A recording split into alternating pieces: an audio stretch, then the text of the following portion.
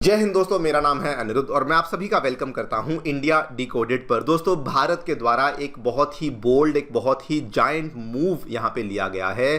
Because Ladakh के 14,000 feet की ऊंचाई पे जाकर के हमारी ONGC के द्वारा भारत का जो सबसे डीपेस्ट वेल है उसे डग कर लिया गया है, जिसके माध्यम से अब दोस्तों भारत का जो पहला जियोथर्मल एनर्जी पावर प्लांट है वो भी यहां पे एस्टैब्लिश होने वाला है। आप लोग यहां पे देख सकते हैं, ये रिपोर्ट रिसेंटली सामने आई। ONGC drills India's deepest geothermal well in Ladakh Puga valley, यहां पर भी देख सकते हैं। और इसकी कुछ तस्वीरें भी सामने आ रही हैं जो कि वाकई में कहा जाए तो ब्रेथ टेकिंग तस्वीरें हैं। ये पूरा का पूरा प्रोजेक्ट है जो कि लद्दाख के एक रिमोट एरिया में जाकर के इस प्रोजेक्ट को हमने शुरू किया, जहां पे इंडिया के द्वारा अभी तक का अपना सबसे डीपेस्ट वेल, जिसकी गहराई 1000 मीटर्स की है, उसको भी यहां पे ड्रिल कर लिया गया है। ना वैसे तो मैं पूरी डिटेल में आगे चल करके चर्चा करूंगा क्या दोस्तों यहां पे हुआ है, इसी पूगा वैली को ही इस पूरे के पूरे ड्रिलिंग के लिए क्यों चुना गया,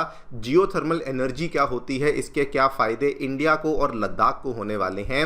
लेकिन जो यहां पे हुआ है ये दोस्तों वाकई में हमें दाद देनी होगी ONGC की ड्रिल करने वाली उस टीम की, उन इंजीनियर्स की टीम की। बिकॉज जिन कंडीशंस में इन्होंने वहां पे जाकर के काम किया है, ये बहुत ही ज़्यादा कठिन कंडीशंस में इस पूरे के पूरे काम को किया गया है। नंबर 1, वहां पे टेम्परेचर्स आपको मालूम है कैसे होते हैं, कोल्ड डेजर्ट का एरिया है। नंबर 2, ऑक्सीजन की भारी कमी देखने को मिलती है। नंबर 3, ये एक ऐसा एरिया है जहां पे लॉजिस्टिक्स बहुत टफ है, एरियाज बहुत रिमोट होते हैं। एंड नंबर 4, ये एक ऐसा एरिया है जहां पे स्नोफॉल की वजह से जो एक्सेस होता है चीज़ों को, एरियाज को, वो बहुत ही ज़्यादा मुश्किल हो जाता है। लेकिन वहाँ पर भी जाकर के इंडिया ने केवल एक होल नहीं बल्कि इंडिया का जो डीपेस्ट होल है उसको डग इन कर लिया है, सो दैट हमारे इंडिया के क्लीन एनर्जी के लिए अब हमें एक और स्रोत, that is the geothermal energy, वो भी हासिल हो सके। क्या हुआ है, क्या इसके फ़ायदे हैं, सभी चीज़ों के बारे में चर्चा करेंगे। आइए शुरू करते हैं दोस्तों मेरे साथ। मेरा नाम है अनिरुद्ध।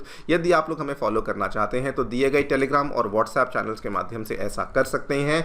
इसके अलावा अगर आपको हमारा कंटेंट पसंद आता है तो दिए गए QR कोड के माध्यम से हमें कंट्रीब्यूट भी कर सकते हैं। All right, directly coming to the news, क्या देखने मिला है दोस्तों। ONGC जो कि हमारी PSU कंपनी है, उन्होंने इंडिया के डीपेस्ट जियोथर्मल वेल को ड्रिल किया है। गहराई है 1000 मीटर्स की, एरिया का नाम है Puga valley region of Ladakh. और ये कोई ऑयल या नेचुरल गैस की वेल नहीं, ये दोस्तों जियोथर्मल एनर्जी की वेल है। क्या होती है ये एनर्जी आपको आगे चल करके बताऊंगा। सबसे पहले आपको लोकेशन के बारे में बता देता हूं। यहां पर आप क्लियर कट देख पाएंगे, ये हमारा लेह लद्दाख का इलाका है और वहां पे आपको पूगा वैली का ये क्षेत्र देखने को मिलता है जो कि एक रिमोट एरिया में स्थित है। प्रिसाइजली अगर बात करूं ज्योग्राफिकली, ईस्टर्न लद्दाख में लोकेटेड है, जिसकी ऊंचाई आपको 14,000 फीट पे देखने को मिल जाती है। यहां पर भी आप इसको देख सकते हैं, ये पूरा का पूरा इंडिया का जियोथर्मल मैप है जिसमें कि इंडिया के जियोथर्मल प्रोविंसेस को भी दिखाया गया है और इवन इंडिया में मिलने वाले जो इंपॉर्टेंट थर्मल स्प्रिंग्स हैं वो भी आपको देखने को मिलते हैं। और यहां पे अगर आप देखेंगे तो जो पूगा है ये जियोथर्मल प्रोविंस में तो आता ही आता है, लेकिन इसके साथ में वहां पर आपको एक इंपॉर्टेंट थर्मल स्प्रिंग भी देखने को मिलता है। अगर आप कभी उस इलाके में कोई गया होगा, कोई इतना लकी होगा कि वहां तक पहुंचा होगा, तो दोस्तों वहां पर आपको पूगा स्प्रिंग्स के नाम से जियोथर्मल स्प्रिंग्स भी देखने को मिलते हैं, जिसमें आपको गर्म पानी की भी जो आपको वो स्प्रिंग है वो भी देखने मिल जाती है। नाउ ये पूगा वैली में ही ये पूरी की पूरी कार्रवाई को, ये पूरे के पूरे ड्रिलिंग के काम को क्यों कैरी आउट किया गया। कई दशकों से जियोलॉजिस्ट का ये मानना है कि पूगा इंडिया का one of the most promising geothermal hotspot माना जाता है। वो इसलिए बिकॉज एक तो वहाँ पे नेचुरल हॉट स्प्रिंग्स देखने को मिलते हैं जो मैंने आपको अभी बताया, उसके बाद स्टीम वेंट्स देखने को मिलते हैं, सल्फर डिपॉजिट्स देखने को मिलते हैं, अंडरग्राउंड टेम्परेचर्स भी आपको हाई देखने को मिलते हैं। इसकी एक और खास बात है जो भी आपको आगे चलकर बताऊंगा, और एक्टिव जियोथर्मल सिस्टम्स देखने को मिलते हैं। और पूगा की सबसे खास बात, जिस वजह से इसे one of the most promising geothermal system माना जाता है, आमतौर पे अगर आप किसी भी जियोथर्मल प्रोविंस में जाएंगे, दुनिया की बात कर रहा हूं, केवल भारत की नहीं, आमतौर पे क्या होता है कि आपको बहुत ज़्यादा गहराई पे जाकर के ड्रिल करना पड़ता है, तब जाकर के आपको उतनी ज़्यादा जो गर्मी है, उतनी ज़्यादा जो हाई टेम्परेचर है वो देखने को मिलता है। लेकिन in the case of Puga ये एक ऐसा स्पेशल खास जोन है, बिकॉज जो हिमालय का कोलिजन जोन है, जिसको इंडियन और यूरेशियन प्लेट्स के द्वारा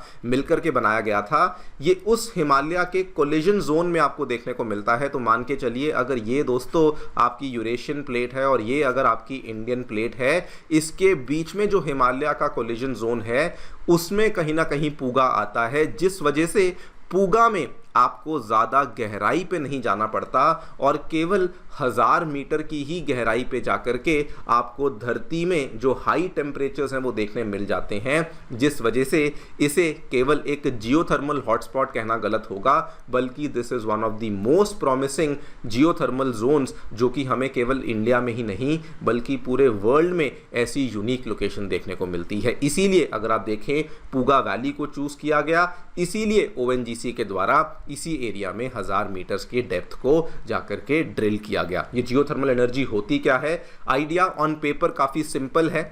धरती के अंदर जितना आप जाते हैं, आपको मालूम है कि टेम्परेचर बढ़ता रहता है, आपका जो तापमान है वो इंक्रीज होता रहता है। उसी पर्टिकुलर प्रॉपर्टी का इस्तेमाल करते हुए इन्होंने धरती के अंदर वेल को ड्रिल किया, वहाँ से गर्म पानी बाहर निकलेगा, गर्म पानी से बनेगी स्टीम, जो कि आगे चल कर के टरबाइन को चलाएगा, जनरेटर को चलाएगा, जो कि आगे चल कर के बिजली का उत्पादन करेगा। जो बचा हुआ पानी होगा, जो कि ठंडा हो चुका होगा, उसे एक कूलिंग टावर के अंदर इंजेक्ट किया जाएगा और अल्टीमेटली इंजेक्शन वेल के माध्यम से उसे वापस जमीन के अंदर डाल दिया जाएगा, जिससे कि एक सस्टेनेबल साइकिल बन जाएगा पानी के लिए। लेकिन एज अ बाय प्रोडक्ट आपको यहाँ पे जो बिजली का उत्पादन है वो देखने को मिल जाएगा। और इसका सबसे बेस्ट पार्ट क्या है, जिसका बल्कि सबसे बड़ा रीजन यही है कि बहुत सारी कंट्रीज जैसे आइसलैंड हुआ, जहां पर आपको सनी डेज भी बहुत कम देखने को मिलते हैं, न्यूजीलैंड, केन्या, USA, यहाँ तक कि रशिया, वो भी इसमें इतना इन्वेस्ट क्यों करते हैं? Because unlike solar energy, unlike wind energy, ये जियोथर्मल एनर्जी जो है 24/7 चलती है, किसी तरह के वेदर फिनोमिना के ऊपर डिपेंडेंट नहीं होती,